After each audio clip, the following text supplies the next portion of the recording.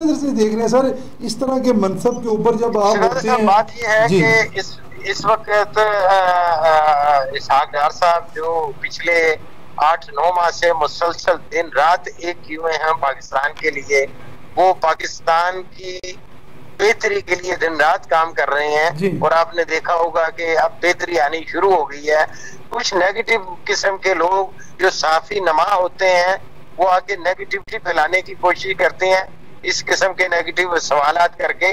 میرا نہیں خیال کہ اسحاق ڈار صاحب نے ان کو مارا ہو، اسحاق ڈار صاحب کی ایسی شخصیت نہیں ہے، وہ بڑے پیار کرنے والے ہیں، بڑی فوکلائٹ ان کی شخصیت ہے۔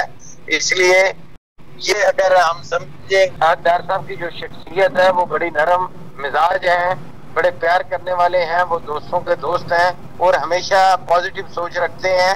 ان کے بارے میں یہ کسی نے الزام تو کی حد تک تو میں مان سکتا ہوں، لیکن حقیقت نہیں ہے۔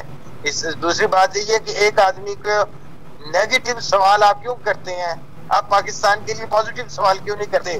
آپ مثبت سوچ کے سے سوال کریں تو میرا خیال ہے کہ اچھا جواب بھی آئے گا۔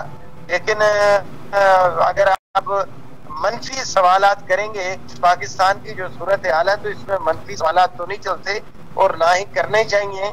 اگر اس نے الزام لگایا ہے تو آپ کو پتہ ہے کہ آج کل بڑے لوگوں پہ الزام ایک سستی شہرت کے لیے بھی لوگ الزامات لگاتے ہیں۔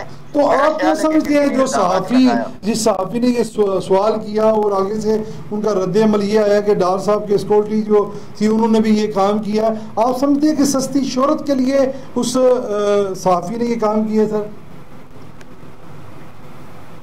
جی جی بالکل سستی شہرت کے لیے کام کیا ہوگا۔ آج کل اصل میں صحافی تو نہیں، صحافی نما بہت سارے لوگ آ گئے ہیں جو ایسے ہی کوئی نہ کوئی سوالات الٹے سیدھے کرتے ہیں، نہ ان کو پتا ہوتا کہ سوالات کس آدمی سے کس پوزیشن کے کرنے چاہیے۔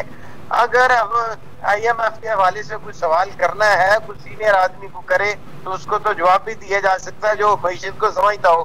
جس کو معیشت کی سمجھ نہ ہو وہ اگر منفی سوال نہیں کرے میرے گا خیال